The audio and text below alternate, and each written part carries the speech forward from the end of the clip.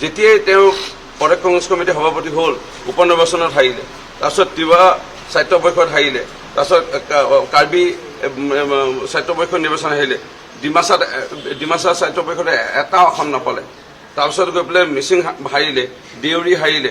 আঙুলি মই লিখিব আৰু নোৱাৰিম দেই, লিখাটো মোৰ ভূপেন বৰাৰ নেতৃত্বত নিজেও হাৰিছে আৰু দলটোক হৰুৱাই মোৰ ইমান নোৱাৰিম হিচাপ কৰিব, ইমান আঙুলি নাই মোৰ। সেইকাৰণে ভূপেন বৰাৰ নেতৃত্বত নিজে দুবাৰ হাৰিলে, বিধানসভা লোকসভা হাৰিলে, তাৰপিছত গৈ পঞ্চায়ত হাৰিলে, স্বায়ত্ব পৰিষদৰ নিৰ্বাচন এটা হাৰি গ'ল, পৌৰসভা পৌৰ নিগম এনেকুৱাকে আঙুলি মই হিচাপ কৰিব নোৱাৰে। তেওঁ হাৰি গৈ আছে। আপোনাৰ যোনটো প্ৰশ্ন আছিল 4 টকাৰ পিছত ভূপেন বৰা কি হ'ব, ইয়াৰ উত্তৰ মোৰ ওচৰত নাই।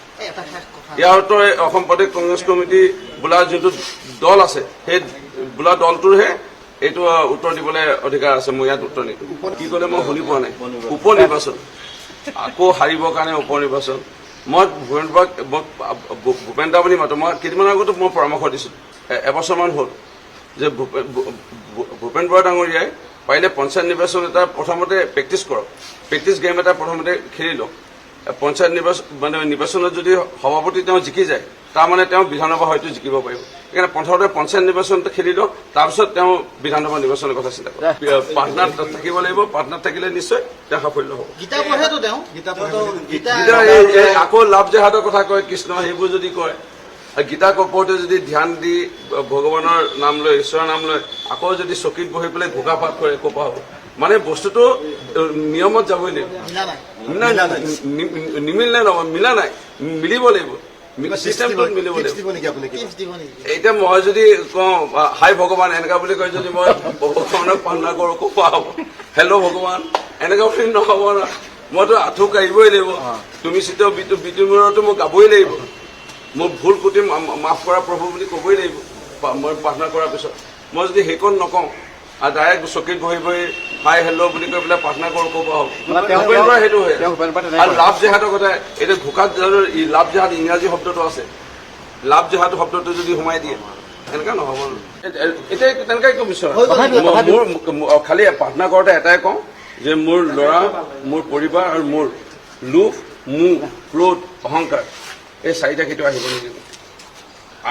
আহিলে তুমি ওচৰত থাকিবা, ৰক্ষা কৰিবা, শুদ্ধ পথ দেখাই যাবা। পাপ কৰিব নিদিবা, ভুল হ'ব পাৰে, পাপ কৰিব নিদিবা। অকল এইকেইটা প্ৰাৰ্থনা কৰোঁ, লোভ, মোহ, ক্ৰোধ, অহংকাৰ, এইকেইটা কেতিয়াও ভগৱান আহিব নিদিবা। কাৰণ লোভ আহিলে, মোহ আহিলে, ক্ৰোধ, অহংকাৰ আহিলে খতম।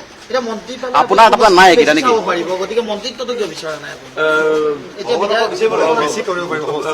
তেনেকুৱা বুলি কথা নাই। কাৰণ বহু এনে আছে সাফল্য মানে কাহানী আছে, য'ত বা হিষ্টৰী আছে, মানে ইতিহাস আছে। এইবাৰ ইমান বিৱৰণ নিদিওঁ। এজন মন্ত্ৰী আৰু এজন বিধায়কজনেও বহুত কাম কৰিব পাৰে যদি ইচ্ছা থাকে। Where is a will there is a way. ইচ্ছাই আদি মোৰ যদি ইচ্ছা নাথাকে, মই বিধায়ক হৈও আৰু মন্ত্ৰী হৈ যদি মোৰ যদি ইচ্ছাই নাথাকে কাম কৰা সমষ্টিৰ ৰাইজৰ কাৰণে, অসমৰ ৰাইজৰ কাৰণে, মই কাম কৰিব নোৱাৰিম। মোৰ যদি ইচ্ছা থাকে, মই বিধায়ক হৈও মই নিজৰ সমষ্টিৰ লগত অসমৰ কাৰণেও ক'ৰবাত হ'লেও বিধানসভাত মাত মাতি হ'লেও, শুদ্ধ পৰামৰ্শ এটা দি হ'লেও, চৰকাৰৰ যোগেদি হ'লেও মই অসমৰ ৰাইজৰ কাৰণে কিবা এটা কাম কৰিম। মন্ত্ৰী হোৱাৰ ইচ্ছা নাই মানে নাই, যদি তেওঁ দিয়ে বেলেগ কথা, নেদেখাজনে। কিন্তু এনেই মই বোলে মন্ত্ৰী বিচাৰিম, সেইকাৰণে বোলে ধ্যান কৰিছো, কি বুলি কয় এইটো মানে যজ্ঞ কৰিছো, সেইবোৰ কৰিবলৈ নাই ভাই। ব্ৰতত থাকছো, খাই বৈ ক্ষীণাই গৈছো বোলে, সেই মন্ত্ৰীটো অকল লালাখত, সেইবোৰ নাই। ভাৰতবৰ্ষত জন্ম হোৱা যিকোনো সন্তানে বিদ্যালয় যোৱাৰ লগে লগে মহাত্মা গান্ধীৰ নাম ওলাই, মহাত্মা গান্ধীক চিনি পায় তেতিয়াৰ পৰা। সেইকাৰণে মই 4 বছৰ পৰা প্ৰথম শ্ৰেণীৰ পৰা চাগে, আমি তেতিয়া নাৰ্চাৰী বুলি কয়, নাৰ্চাৰীৰ পৰা মই পাইছোঁ।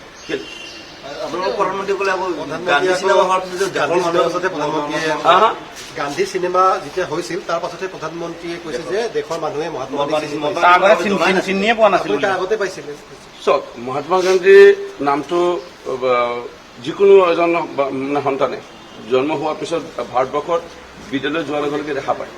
তাৰপৰাতো আৰু বেলেগকৈ একো চাগে বোধে কথা নাহে, কিন্তু মহাত্মা গান্ধীৰ নাম শুনিছে।